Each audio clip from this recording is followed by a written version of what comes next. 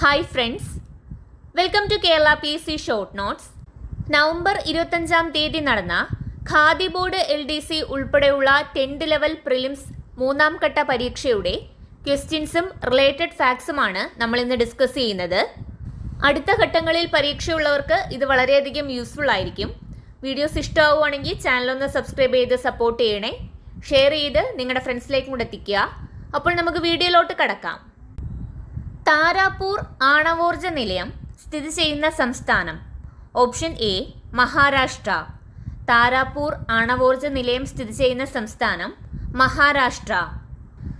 ഇന്ത്യയിലെ പ്രധാന ആണവോർജ നിലയങ്ങൾ ഏതൊക്കെ സംസ്ഥാനങ്ങളിലാണെന്ന് നോക്കാം. താരാപൂർ ആണവോർജ നിലയം മഹാരാഷ്ട്ര. കൈഗ ആണവോർജ നിലയം കർണാടക. കൈഗ എവിടെയാണ്? കർണാടകം. അടുത്തത് കൽപ്പാക്കം, കൂടംകുളം തുടങ്ങിയവ തമിഴ്നാട്. കൽപ്പാക്കം, കൂടംകുളം തമിഴ്നാട്. കക്രാപ്പാറ ഗുജറാത്ത്. കക്രാപ്പാറ ഗുജറാത്ത്. നറോറ ഉത്തർപ്രദേശ്. നറോറ ഉത്തർപ്രദേശ്. റാവത്ത് ഭട്ട രാജസ്ഥാൻ. റാവത്ത് ഭട്ട ആണവോർജ നിലയം ഏത് സംസ്ഥാനത്താണ്? രാജസ്ഥാൻ. ഒന്നുകൂടി, താരാപൂർ മഹാരാഷ്ട്ര, റാവത്ത് ഭട്ട രാജസ്ഥാൻ, കൽപ്പാക്കം, കൂടംകുളം തുടങ്ങിയവ തമിഴ്നാട്, കൈഗ കർണാടകം, കക്രാപ്പാറ ഗുജറാത്ത്, നറോറ ഉത്തർപ്രദേശ്. അടുത്തത് പ്രധാന ആണവ ധാതുക്കൾ ഏതൊക്കെയാണ്? യുറേനിയം, തോറിയം തുടങ്ങിയവ. പ്രധാന ആണവ ധാതുക്കളാണ് യുറേനിയം, തോറിയം. യുറേനിയം നിക്ഷേപം ധാരാളമായി കാണപ്പെടുന്ന സംസ്ഥാനങ്ങളാണ് ജാർഖണ്ഡ്, രാജസ്ഥാൻ, മഹാരാഷ്ട്ര. യുറേനിയം നിക്ഷേപം ധാരാളമായി കാണപ്പെടുന്ന സംസ്ഥാനങ്ങൾ ജാർഖണ്ഡ്, രാജസ്ഥാൻ, മഹാരാഷ്ട്ര. കേരളം, തമിഴ്നാട് തുടങ്ങിയ സംസ്ഥാനങ്ങളിലെ തീരദേശ മണലിൽ കാണുന്ന മോണോസൈറ്റ്, ഇൽമനൈറ്റ് എന്നീ ധാതുക്കളിൽ നിന്ന് ഉൽപ്പാദിപ്പിക്കുന്ന ആണവധാതുവാണ് തോറിയം. കേരളം, തമിഴ്നാട് തുടങ്ങിയ സംസ്ഥാനങ്ങളിലെ തീരദേശ മണലിൽ കാണുന്ന മോണോസൈറ്റ്, ഇൽമനൈറ്റ് എന്നീ ധാതുക്കളിൽ നിന്ന് ഉൽപ്പാദിപ്പിക്കുന്ന ആണവധാതു ഏതാണ്? തോറിയം. പ്രധാന ആണവധാതുക്കളാണ് യുറേനിയം, തോറിയം. യുറേനിയം നിക്ഷേപം ധാരാളമായി കാണപ്പെടുന്ന സംസ്ഥാനങ്ങൾ ജാർഖണ്ഡ്, രാജസ്ഥാൻ, മഹാരാഷ്ട്ര. മോണോസൈറ്റ്, ഇൽമനൈറ്റ് എന്നീ ധാതുക്കളിൽ നിന്ന് ഉൽപ്പാദിപ്പിക്കുന്ന ആണവധാതുവാണ് തോറിയം. ഇവ പ്രധാനമായും എവിടെയാണ് കാണപ്പെടുന്നത്? കേരളം, തമിഴ്നാട് തുടങ്ങിയ സംസ്ഥാനങ്ങളിലെ തീരദേശ മണലിൽ കാണുന്ന മോണോസൈറ്റ്, ഇൽമനൈറ്റ് എന്നീ ധാതുക്കളിൽ നിന്ന് ഉൽപ്പാദിപ്പിക്കുന്ന ആണവധാതുവാണ് തോറിയം. ഇന്ത്യയിലെ പ്രധാന ആണവോർജ നിലയങ്ങളാണ് താരാപൂർ, റാവത്ത് ഭട്ട, കൈഗ, കക്രാപ്പാറ, നറോറ, കൽപ്പാക്കം, കൂടംകുളം തുടങ്ങിയവ. കൽപ്പാക്കം, കൂടംകുളം തുടങ്ങിയവ തമിഴ്നാട്ടിലാണ്. താരാപൂർ മഹാരാഷ്ട്ര, റാവത്ത് ഭട്ട രാജസ്ഥാൻ, കൈഗ കർണാടകം, കക്രാപ്പാറ ഗുജറാത്ത്, നറോറ ഉത്തർപ്രദേശ്. അടുത്ത ക്വസ്റ്റ്യൻ, പാരമ്പര്യ ഊർജ സ്രോതസ്സിന് ഉദാഹരണം. ഓപ്ഷൻ സി കൽക്കരി. പുനഃസ്ഥാപിക്കാൻ കഴിയാത്ത ഊർജ സ്രോതസ്സുകളാണ് പാരമ്പര്യ ഊർജ സ്രോതസ്സുകൾ. പുനഃസ്ഥാപിക്കാൻ കഴിയാത്ത ഊർജ സ്രോതസ്സുകളാണ് പാരമ്പര്യ ഊർജ സ്രോതസ്സുകൾ. പാരമ്പര്യ ഊർജ സ്രോതസ്സുകൾക്ക് ഉദാഹരണങ്ങളാണ് കൽക്കരി, പെട്രോളിയം തുടങ്ങിയവ. കൽക്കരി, പെട്രോളിയം തുടങ്ങിയവയാണ് പാരമ്പര്യ ഊർജ സ്രോതസ്സുകൾക്ക് ഉദാഹരണം. അതുപോലെ പുനഃസ്ഥാപന ശേഷിയുള്ളതും ചിലവ് കുറഞ്ഞതും പരിസ്ഥിതി പ്രശ്നങ്ങൾ ഉണ്ടാക്കാത്തതുമായ ഊർജ സ്രോതസ്സുകളാണ് പാരമ്പര്യേതര ഊർജ സ്രോതസ്സുകൾ. പുനഃസ്ഥാപന ശേഷിയുള്ളതും ചിലവ് കുറഞ്ഞതും പരിസ്ഥിതി പ്രശ്നങ്ങൾ ഉണ്ടാക്കാത്തതുമായ ഊർജ സ്രോതസ്സുകൾ എന്താണ് അറിയപ്പെടുന്നത്? പാരമ്പര്യേതര ഊർജ സ്രോതസ്സുകൾ. ഏതൊക്കെയാണ് ഇന്ത്യയിലെ പ്രധാന പാരമ്പര്യേതര ഊർജ സ്രോതസ്സുകൾ? കാറ്റിൽ നിന്നുള്ള ഊർജം, തിരമാലയിൽ നിന്നുള്ള ഊർജം, വേലിയോർജം, ജൈവവാതകം. ഏതൊക്കെയാണ്? കാറ്റിൽ നിന്നുള്ള ഊർജം, തിരമാലയിൽ നിന്നുള്ള ഊർജം, വേലിയോർജം, ജൈവവാതകം തുടങ്ങിയവയാണ് ഇന്ത്യയിലെ പ്രധാന പാരമ്പര്യേതര ഊർജ സ്രോതസ്സുകൾ. അടുത്ത ക്വസ്റ്റ്യൻ, പൊതുമേഖലയിലെ ആദ്യത്തെ ഇരുമ്പുരുക്ക് വ്യവസായശാല. Option B Indian iron and steel company. പൊതുമേഖലയിലെ ആദ്യത്തെ ഇരുമ്പുരുക്ക് വ്യവസായശാല ഏതാണ്? Indian iron and steel company. Indian iron and steel company എവിടാണ് സ്ഥിതി ചെയ്യുന്നത്? പശ്ചിമ ബംഗാൾ. പശ്ചിമ ബംഗാളിലാണ് Indian iron and steel company സ്ഥിതി ചെയ്യുന്നത്. അതുപോലെ ഹിന്ദുസ്ഥാൻ സ്റ്റീൽ ലിമിറ്റഡ് ഭിലായി എവിടെയാണ് സ്ഥിതി ചെയ്യുന്നത്? ഛത്തീസ്ഗഡ്. ഛത്തീസ്ഗഡിലാണ് ഹിന്ദുസ്ഥാൻ സ്റ്റീൽ ലിമിറ്റഡ് ഭിലായി സ്ഥിതി ചെയ്യുന്നത്. 1959 റഷ്യയുടെ സാങ്കേതിക സഹായത്തോടെ സ്ഥാപിച്ചതാണ് ഹിന്ദുസ്ഥാൻ സ്റ്റീൽ ലിമിറ്റഡ് ഭിലായി. അടുത്തത് ഹിന്ദുസ്ഥാൻ സ്റ്റീൽ ലിമിറ്റഡ് റൂർക്കേല എവിടാണ്? ഒഡീഷ. ഒഡീഷയിലെ സുന്ദർഗഡിലാണ് ഹിന്ദുസ്ഥാൻ സ്റ്റീൽ ലിമിറ്റഡ് റൂർക്കേല. അതും 1959 ജർമ്മനിയുടെ സാങ്കേതിക സഹായത്തോടെ സ്ഥാപിച്ച സ്ഥാപനമാണ്. 1959 ജർമ്മനിയുടെ സാങ്കേതിക സഹായത്തോടെ സ്ഥാപിച്ചതാണ് ഹിന്ദുസ്ഥാൻ സ്റ്റീൽ ലിമിറ്റഡ് റൂർക്കേല. 1959 റഷ്യയുടെ സാങ്കേതിക സഹായത്തോടെ സ്ഥാപിച്ചത് ഹിന്ദുസ്ഥാൻ സ്റ്റീൽ ലിമിറ്റഡ് ഭിലായി. അടുത്തത് 1962 UK സാങ്കേതിക സഹായത്തോടെ പ്രവർത്തനം ആരംഭിച്ച സ്ഥാപനമാണ് Hindustan steel limited Durgapur. Hindustan steel limited Durgapur 1962 UK സാങ്കേതിക സഹായത്തോടെ പ്രവർത്തനം ആരംഭിച്ച ഇരുമ്പുരുക്ക് വ്യവസായശാലയാണ് ഹിന്ദുസ്ഥാൻ സ്റ്റീൽ ലിമിറ്റഡ് ദുർഗാപൂർ. എവിടെയാണ്? പശ്ചിമ ബംഗാളിലെ ദുർഗാപൂരിലാണ് സ്ഥിതി ചെയ്യുന്നത്.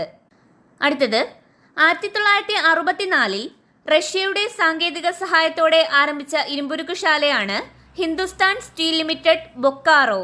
ഹിന്ദുസ്ഥാൻ സ്റ്റീൽ ലിമിറ്റഡ് ബൊക്കാറോ 1964 റഷ്യയുടെ സാങ്കേതിക സഹായത്തോടെ ആരംഭിച്ച ഇരുമ്പുരുക്ക് ശാലയാണ്. എവിടെയാണ് സ്ഥിതി ചെയ്യുന്നത്?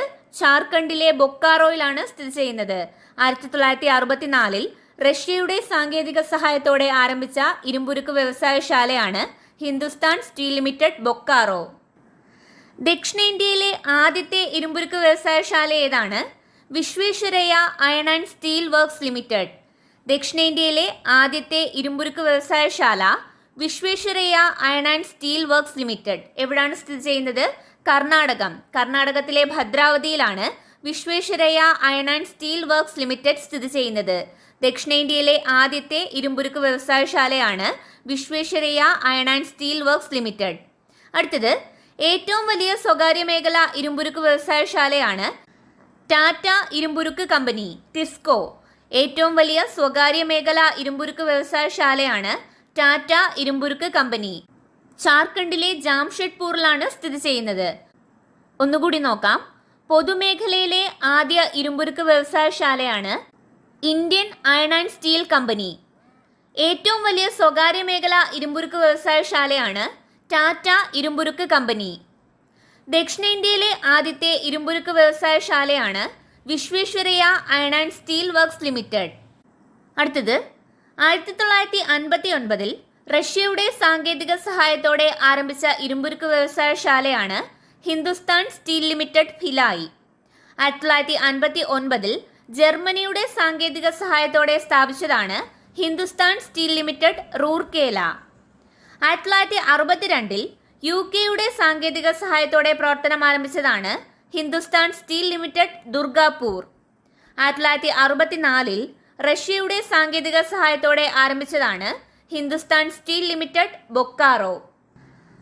അടുത്ത ക്വസ്റ്റ്യൻ, ഇന്ത്യയിൽ ആദ്യമായി പെട്രോളിയം ഖനനം ചെയ്ത പ്രദേശം? Option C Digboi. ഇന്ത്യയിലെ പെട്രോളിയം ഉൽപാദക സംസ്ഥാനങ്ങളാണ് ആസാം, ഗുജറാത്ത്, മഹാരാഷ്ട്ര തുടങ്ങിയവ. ഇന്ത്യയിലെ പെട്രോളിയം ഉൽപാദക സംസ്ഥാനങ്ങൾ ഏതൊക്കെയാണ്? ആസാം, ഗുജറാത്ത്, മഹാരാഷ്ട്ര. ഇന്ത്യയിൽ ആദ്യമായി പെട്രോളിയം ഖനനം ചെയ്തത് ആസാമിലെ ദിഗ്ബോയ്. ഇന്ത്യയിൽ ആദ്യമായി പെട്രോളിയം ഖനനം ചെയ്തത് ആസാമിലെ ദിഗ്ബോയ്. ഇന്ത്യയിലെ ഏറ്റവും വലിയ എണ്ണപ്പാടം ഏതാണ്? മഹാരാഷ്ട്രയിലെ മുംബൈ ഹൈ. ഇന്ത്യയിലെ ഏറ്റവും വലിയ എണ്ണപ്പാടമാണ് Mumbai high, Maharashtra. Petrol, diesel തുടങ്ങിയ ഇന്ധനങ്ങൾ കൂടാതെ രാസവളങ്ങൾ, കൃത്രിമ റബ്ബർ, കൃത്രിമ നാരുകൾ, വാസലിൻ തുടങ്ങിയ വിവിധതരം ഉൽപ്പന്നങ്ങൾ പെട്രോളിയത്തിൽ നിന്ന് വേർതിരിച്ചെടുക്കുന്നു. പെട്രോളിയം ഖനനത്തോടൊപ്പം ലഭിക്കുന്ന ഇന്ധനമാണ് പ്രകൃതിവാതകം. പെട്രോളിയം ഖനനത്തോടൊപ്പം ലഭിക്കുന്ന ഇന്ധനം ഏതാണ്? പ്രകൃതിവാതകം. പെട്രോൾ, ഡീസൽ തുടങ്ങിയ ഇന്ധനങ്ങൾ കൂടാതെ പെട്രോളിയത്തിൽ നിന്ന് വേർതിരിച്ചെടുക്കുന്ന മറ്റു ഉൽപ്പന്നങ്ങൾ ഏതൊക്കെയാണ്? രാസവളങ്ങൾ, കൃത്രിമ റബ്ബർ, കൃത്രിമ നാരുകൾ, വാസലിൻ തുടങ്ങി വിവിധതരം ഉൽപ്പന്നങ്ങൾ പെട്രോളിയത്തിൽ നിന്ന് വേർതിരിച്ചെടുക്കുന്നുണ്ട്. ഇന്ത്യയിലെ ഏറ്റവും വലിയ എണ്ണപ്പാടം മുംബൈ ഹൈ. അങ്ങനെയാണെങ്കിൽ ഇന്ത്യയിലെ ഏറ്റവും വലിയ കൽക്കരിപ്പാടം ഏതാണ്? ചാറിയ. ജാർഖണ്ഡിലെ ചാറിയ ആണ് ഇന്ത്യയിലെ ഏറ്റവും വലിയ കൽക്കരിപ്പാടം. ഇന്ത്യയിലെ ഏറ്റവും വലിയ കൽക്കരിപ്പാടം ചാറിയ. ഇന്ത്യയിലെ ഏറ്റവും വലിയ എണ്ണപ്പാടം മുംബൈ ഹൈ. അടുത്ത ക്വസ്റ്റ്യൻ, ഇന്ത്യയിൽ ധാതുക്കളുടെ കലവറ എന്നറിയപ്പെടുന്ന ഭൂപ്രകൃതി വിഭാഗം. ഓപ്ഷൻ ഡി ഉപദ്വീപീയ പീഠഭൂമി. ഇന്ത്യയിലെ ഏറ്റവും വിസ്തൃതവും പഴക്കം ചെന്നതുമായ ഭൂവിഭാഗമാണ് ഉപദ്വീപീയ പീഠഭൂമി. ഇന്ത്യയിലെ ഏറ്റവും വിസ്തൃതവും പഴക്കം ചെന്നതുമായ ഭൂവിഭാഗമാണ് ഉപദ്വീപീയ പീഠഭൂമി. മധ്യപ്രദേശ്, ജാർഖണ്ഡ്, ഛത്തീസ്ഗഡ് എന്നീ സംസ്ഥാനങ്ങളും മഹാരാഷ്ട്ര, കർണാടകം, തമിഴ്നാട്, തെലങ്കാന, ഒഡീഷ, പശ്ചിമബംഗാൾ എന്നീ സംസ്ഥാനങ്ങളുടെ ചില പ്രദേശങ്ങളും ഉൾപ്പെട്ട ഭൂവിഭാഗമാണ് ഉപദ്വീപീയ പീഠഭൂമി. ഏതൊക്കെയാണ്? മധ്യപ്രദേശ്, ജാർഖണ്ഡ്, ഛത്തീസ്ഗഡ് എന്നീ സംസ്ഥാനങ്ങളും മഹാരാഷ്ട്ര, കർണാടകം, തമിഴ്നാട്, തെലങ്കാന, ഒഡീഷ, പശ്ചിമബംഗാൾ എന്നീ സംസ്ഥാനങ്ങളുടെ ചില പ്രദേശങ്ങളും ഉൾപ്പെട്ട ഭൂവിഭാഗമാണ് ഉപദ്വീപീയ പീഠഭൂമി. ഉറപ്പേറിയ ശിലകളാൽ നിർമ്മിതമായ ഭൂവിഭാഗമാണ് ഉപദ്വീപീയ പീഠഭൂമി. ഉപദ്വീപീയ പീഠഭൂമിയിലെ ഏറ്റവും ഉയരമേറിയ കൊടുമുടിയാണ് ആനമുടി. ആനമുടിയുടെ ഉയരം എത്രയാണ്? 2695 മീറ്റർ. ഉപദ്വീപീയ പീഠഭൂമിയിലെ ഏറ്റവും ഉയരമേറിയ കൊടുമുടിയാണ് ആനമുടി. ആനമുടിയുടെ ഉയരം 2695 മീറ്റർ. ആനമുടി സ്ഥിതി ചെയ്യുന്ന ജില്ല ഏതാണ്? ഇടുക്കി. അടുത്തത്, ഉപദ്വീപീയ പീഠഭൂമിയുടെ തെക്കു ഭാഗമാണ് ഡക്കാൻ പീഠഭൂമി. ലാവ തണുത്തുറഞ്ഞുണ്ടായ പീഠഭൂമിയാണ് ഡക്കാൻ പീഠഭൂമി. ഉപദ്വീപീയ പീഠഭൂമിയുടെ തെക്കു ഭാഗമാണ് ഡക്കാൻ പീഠഭൂമി. ഡക്കാൻ പീഠഭൂമി നിർമ്മിച്ചിരിക്കുന്നത് ബസാൾട്ട് എന്ന ആഗ്നേയ ശിലകളാലാണ്. ഡക്കാൻ പീഠഭൂമി നിർമ്മിച്ചിരിക്കുന്നത് ബസാൾട്ട് എന്ന ആഗ്നേയ ശിലകളാലാണ്. ഡക്കാൻ പീഠഭൂമിയിൽ ധാരാളമായി കാണപ്പെടുന്ന മണ്ണാണ് കറുത്ത മണ്ണ്. കറുത്ത മണ്ണ് ഡക്കാൻ പീഠഭൂമിയിൽ ധാരാളമായി കാണപ്പെടുന്നു. പരുത്തി കൃഷിക്ക് അനുയോജ്യമായതിനാൽ ഈ മണ്ണ് അറിയപ്പെടുന്നത് കറുത്ത പരുത്തി മണ്ണ്. ഉപദ്വീപീയ പീഠഭൂമി പ്രദേശങ്ങളിൽ ധാരാളമായി കാണപ്പെടുന്ന മറ്റൊരു മണ്ണിനമാണ് ചെമ്മണ്ണ്. താരതമ്യേന ഫലപുഷ്ടി കുറഞ്ഞ മണ്ണാണ് ചെമ്മണ്ണ്. അങ്ങനെയാണെങ്കിൽ ചെമ്മണ്ണിന് ചുവപ്പ് നിറം നൽകുന്നത് എന്താണ്? ഇരുമ്പിന്റെ അംശം. ഇരുമ്പിന്റെ അംശമാണ് ചെമ്മണ്ണിന് ചുവപ്പ് നിറം നൽകുന്നത്.